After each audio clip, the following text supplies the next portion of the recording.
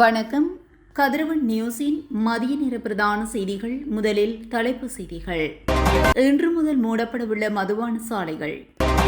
மத்திய வங்கி ஆளுநர் விடுத்துள்ள அவசர எச்சரிக்கை. ராணுவ முகாம்கள் விகாரைகளுக்குள் புதைக்கப்பட்ட தமிழ் மக்கள் வெளியான அதிர்ச்சி. அதிரடியாக கைது செய்யப்பட்ட தனியார் வங்கிகளின் முகாமையாளர்கள். புதிய வாகனங்களை இறக்குமதி செய்த உரிமையாளர்களுக்கு மற்றொரு சிக்கல். லட்சக்கணக்கானோரின் வங்கிகளில் வைப்பிலிடப்படவுள்ள பணம். டெட்வா சூறாவளி நிவாரண நிதி தொடர்பில் வெளியான அறிவிப்பு. இலங்கையில் மற்றொரு தரப்பினருக்கு விதிக்கப்படும் வரி தொடர்பான விரிவான செய்திகள். இன்று முதல் 28ஆம் தேதி வரை 11 நாட்களுக்கு மூடப்படவுள்ள பல மதுபான கடைகள் தொடர்பில் கலால் திணைக்கள அறிவிப்பு ஒன்றை விடுத்துள்ளது. இன்று முதல் கண்டி எசல பெரேராவின் முதல் கும்பல் பெரேகிரா வீதிகளில் பலம் வரவுள்ளது. இந்நிலையில் பெரேகிரா முடியும் நாள் 28ஆம் தேதி 8/2026 வரை மதுக்கடைகள் மூட நடவடிக்கைகள் எடுக்கப்பட்டுள்ளதாக கலால் திணைக்களம் அறிவித்துள்ளது. மேலும் கண்டி கடவத்த சதாரா மற்றும் கங்காவத்த கோரள பிரதேச செயலக பகுதிகளில் உள்ள அனைத்து மதுக்கடைகளையும் மூட நடவடிக்கை எடுக்கப்பட்டுள்ளது. மேலும் குண்டசாலை பிரதேச செயலகத்தின் நந்தாரம் போத்த கிராம அலுவலர் கோட்டத்திலும் பிரதான சாலையை ஒட்டியுள்ள எரிபொருள் நிலையம் வரையிலான அனைத்து மதுவடை கடைகளும் மூடப்படும் என்று தெரிவிக்கப்பட்டுள்ளமை குறிப்பிடத்தக்கது. இந்த ஆண்டு இறுதி வரை கச்சா எண்ணெய் விலை ஒரு பீப்பாய்க்கு சுமார் $80 அளவில் பராமரிக்கப்பட்டால் பணவீக்கத்தை கட்டுப்படுத்த முடியும் என்று தெரிவிக்கப்பட்டுள்ளது. மத்திய வங்கி ஆளுநர் நந்தலால் வீரசிங்க இதனை தெரிவித்துள்ளார். ஆஸ்திரேலியாவில் ஒரு வெளிநாட்டு ஊடக நிறுவனத்துக்கு அளித்த நேர்காணலின் போதே மத்திய வங்கி ஆளுநர் இந்த கருத்துக்களை முன்வைத்துள்ளார். இதன் மேலும் தெரிவித்த அவர், இந்த ஆண்டு இறுதி வரை எண்ணெய் விலை சுமார் $80 அளவில் நீடித்தால் நாம் நிலைமையை கட்டுப்படுத்த முடியும். இருப்பினும் ஏதேனும் எதிர்பாராத மாற்றம் ஏற்பட்டால் அது நிச்சயமாக ஒரு சவாலாக இருக்கும். இந்த ஆண்டின் 2ஆம் பாதியிலும் அடுத்த ஆண்டிலும் இலங்கையின் பணவீக்கம் மத்திய வங்கியின் 5% இலக்கை நோக்கி படிப்படியாக குறையும் என்று எதிர்பார்க்கப்படுகிறது. மே மாதத்தில் மத்திய வங்கியினால் அறிமுகப்படுத்தப்பட்ட பணவியல் கொள்கை நடவடிக்கைகள் மற்றும் இறக்குமதிகளை கட்டுப்படுத்த அரசாங்கம் எடுத்த நடவடிக்கைகள் ஆகியவை இந்த நிலைமையை சாதகமாக மாறுவதற்கு பங்களித்துள்ளன. உலகளாவிய நிச்சயமற்ற தன்மைகள் தொடர்ந்தாலும் இறுக்கமான நிதி நிலைமைகளும் அதிக விலைகளும் இலங்கையின் பொருளாதார வளர்ச்சியிலும் பெரிய பாதகமான தாக்கத்தை ஏற்படுத்தாது என அவர் தெரிவித்துள்ளார்.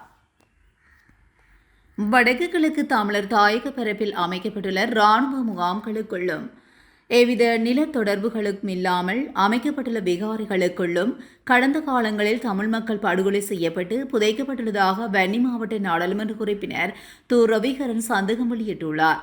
செம்மணியில் நேற்று நீதியில் ஓலம் 2 இறுதி நாள் மாபெரும் ஆர்ப்பாட்ட பேரணி இடம்பெற்றது. இதில் பங்கேற்ற கருத்து தெரிவிக்கும் போதே அவர் இவ்வாறு தெரிவித்துள்ளார். அவர் மேலும் தெரிவிக்கையில், செம்மணி படுகொலை உள்ளிட்ட ஈழத்தமிழர்கள் மீது திட்டமிட்டு மேற்கொள்ளப்பட்ட படுகொலைகளுக்கும் பன்னாட்டு நீதி தேவை என்பதை வலியுறுத்திய சிறார்கள், பெண்கள் மற்றும் முதியவர்கள் என பெருந்திரளானவர்கள் ஆர்ப்பாட்ட பேரணியினை முன்னெடுத்திருந்தனர். ஈழத்தமிழர்கள் மீது நிகழ்த்தப்பட்ட சகல படுகொலைகளுக்குமான சர்வதேச நீதி விசாரணை மேற்கொள்ளப்பட வேண்டும் என்ற ஈழத்தமிழர்களின் கோரிக்கையினை தற்போதைய ஆட்சியாளர்களாவது ஏற்றுக்கொண்டு குறித்த படுகொலைகளுக்குரிய சர்வதேச நீதி விசாரணையை மேற்கொள்வதற்கும் ஒத்துழைக்க வேண்டும் என்பதை வலியுறுத்தியே இவ்வாறான ஆர்ப்பாட்டங்கள் மேற்கொள்ளப்படுகின்றன. கடந்த ஆட்சியாளர்களின் காலத்தில் செம்மணி புதைகுழி விவகாரம் மூடி மறைக்கப்பட்ட வரலாறுகளும் உள்ளது. அவ்வாறு செம்மணி புதைகுழி விவகாரத்தினை மூடி மறைத்த இனவாத ஆட்சியாளர்களும் சர்வதேச விசாரணைக்கு உட்படுத்தப்பட வேண்டும். இது தொடர்பில் ஏற்கனவே நான் நாடாளுமன்றில் வலியுறுத்தியுள்ளேன். அத்தோடு தற்போது வடகிழக்கில் மக்களின் காணிகளை அபகரித்து அமைக்கப்பட்ட இராணுவ முகாம்களிலும் தமிழ் மக்கள் கொல்லப்பட்டு புதைக்கப்பட்டிருக்கலாம் என்ற சந்தேகங்கள் எமக்கு எழுகின்றது என அவர் குறிப்பிட்டுள்ளார். நாட்டில் இருந்து சட்டவிரோதமான முறையில் சுமார் $1 பில்லியன் பணத்தை வெளிநாடுகளுக்கு கடத்திய சம்பவம் தொடர்பில் கைது செய்யப்பட்டுள்ள தனியார் வங்கிகளின் 4 முகாமையாளர்களும் விளக்கமறியலில் வைக்கப்பட்டுள்ளனர். சுமார் $1 மில்லியன் நிதியை உண்டியல் முறை மூலம் வெளிநாடுகளுக்கு அனுப்பிய சம்பவம் தொடர்பில் கைது செய்யப்பட்ட நிலையில் 4 பேரும் கொழும்பு நீதவான் நீதிமன்றத்தில் நேற்று முன்னிலைப்படுத்தப்பட்டதை அடுத்து எதிர்வரும் ஆகஸ்ட் 20ஆம் தேதி வரை விளக்கமறியலில் வைக்கப்பட்டுள்ளனர். குற்றப்புலனாய்வு திணைக்களத்தின் நிதியியல் குற்ற விசாரணை பிரிவினரால் இந்த கைது நடவடிக்கை நேற்று முன்னெடுக்கப்பட்டுள்ளது. வங்கி நிதி மோசடிகள் தொடர்பில் கைது செய்யப்பட்ட ஒழுங்கமைக்கப்பட்ட குற்றவாளி ஒருவரின் வாக்குமூலத்தின் அடிப்படையிலேயே இந்த சந்தேக நபர்கள் கைது செய்யப்பட்டுள்ளனர். கைது செய்யப்பட்டவர்களில் 2ஆம் சந்தேக நபர் வணிக வங்கியின் முகாமையாளராகவும் 3ஆம் சந்தேக நபர் வணிக வங்கியின் இளநிலை நிறைவேற்று அதிகாரியாகவும் 4ஆம் மற்றும் 5ஆம் சந்தேக நபர்கள் வணிக வங்கியின் இளநிலை அதிகாரிகளாகவும் பணியாற்றி வருகின்றமையும் தெரியவந்துள்ளது.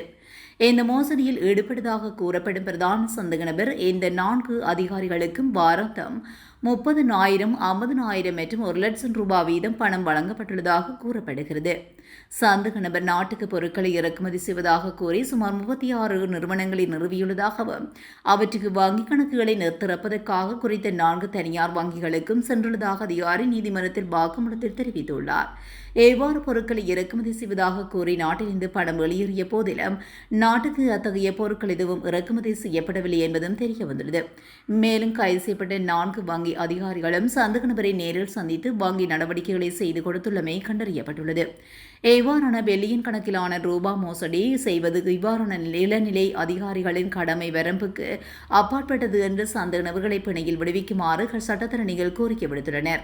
சந்தேக நபர்கள் தொடர்பில் விசாரணைகள் இடம்பெற்று வருவதனால் அவர்களை விளக்கமறியலில் வைக்குமாறு புலனாய்வு அதிகாரிகள் நீதிமன்றத்திடம் கோரிக்கை விடுத்தனர். இதற்கு அமைய சந்தேக நபர்களை எதிர்வரும் ஆகஸ்ட் 20ஆம் தேதி வரை விளக்கமறியலில் வைக்குமாறு உத்தரவிடப்பட்டுள்ளது.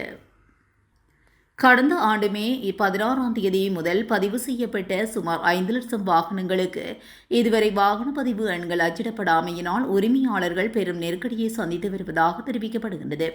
2026ஆம் ஆண்டு மார்ச் மாதம் மோட்டார் வாகன பதிவு எண்கள் அச்சிடும் பணி நிறுத்தப்பட்டிருந்த நிலையில் தற்போதைய அரசாங்கம் புதிய விநியோகஸ்தரின் கீழ் ஜூன் 8ஆம் தேதி முதல் வாகன பதிவு எண்களை அச்சிடத் தொடங்கியுள்ளது.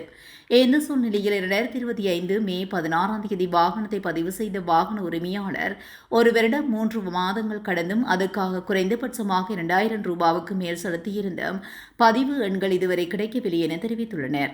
மோட்டார் போக்குவரத்து துறை இந்த 5 லட்சம் உரிம தகடுகளுக்காக வாகன உரிமையாளர்களிடம் இருந்து 100 கோடி ரூபாய்க்கு மேல் பெற்றுள்ளது.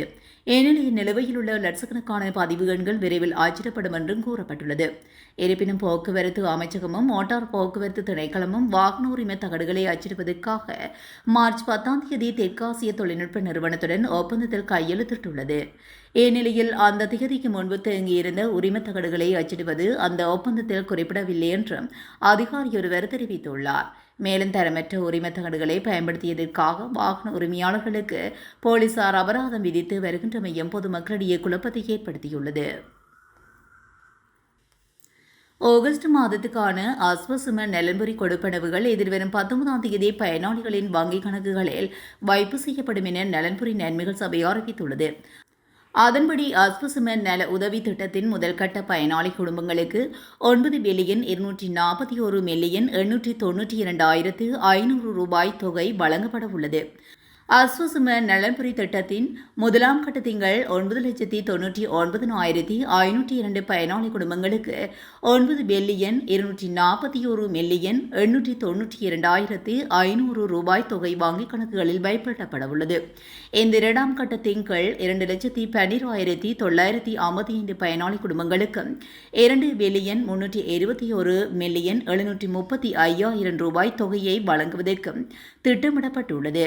இதற்கு அமைய தகுதியான பயனாளிகள் தங்களது வங்கிக் கணக்குகளூடாக குறித்த கொடுப்பனவுகளை பெற்றுக்கொள்ள முடியும் என நலன்புரி நன்மைகள் சபை தெரிவித்துள்ளது. டெட்வா சூறாவளிக்காக புனர்வாழ்வு மற்றும் மறுசீரமைப்பு பணிகளுக்காக ஒதுக்கப்பட்ட நிதியில் 30% மட்டுமே இதுவரை பயன்படுத்தப்பட்டுள்ளது. இந்நிலையில் எஞ்சிய நிவாரணத் தொகைகளை பயனாளிகளுக்கு உடனடியாக வழங்க நடவடிக்கை எடுக்குமாறு மாவட்ட செயலாளர்களுக்கு பாதுகாப்பு அமைச்சு உத்தரவிட்டுள்ளது. தேசிய அனர்த்த நிவாரண சேவைகள் மையத்தினால் கடந்த ஜனவரி முதல் ஜூலை மாதம் வரையிலான காலப்பகுதியில் 86.7 பில்லியன் ரூபாய் ஒதுக்கப்பட்ட போதிலும் அதில் 26.4 பில்லியன் ரூபாய் மட்டுமே செலவிடப்பட்டுள்ளதாக தெரிவிக்கப்படுகின்றது. பாதிக்கப்பட்ட குடும்பங்களை மீள்குடியேற்றுவதற்காக ஒதுக்கப்பட்ட 1.05 பில்லியன் ரூபாயில் 190 மில்லியன் ரூபாய் மட்டுமே செலவிடப்பட்டுள்ளது.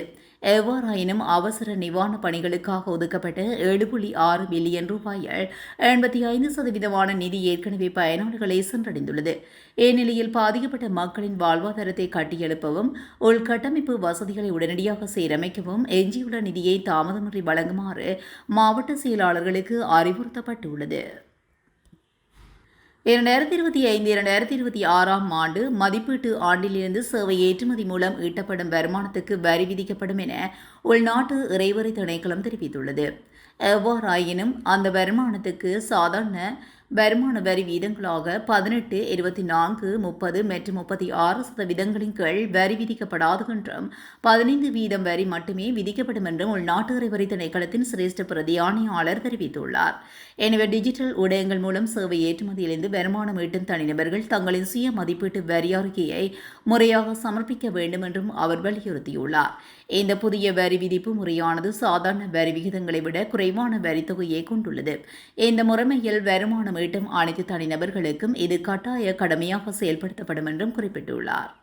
இத்துடன் கதிரவன் நியூஸின் மதிய நேர பிரதான செய்திகள் நிறைவடைகின்றன. தொடர்ந்தும் செய்திகளோடு இணைந்திருக்க கதிரவன் நியூஸுடன் இணைந்திருங்கள். நன்றி, வணக்கம்.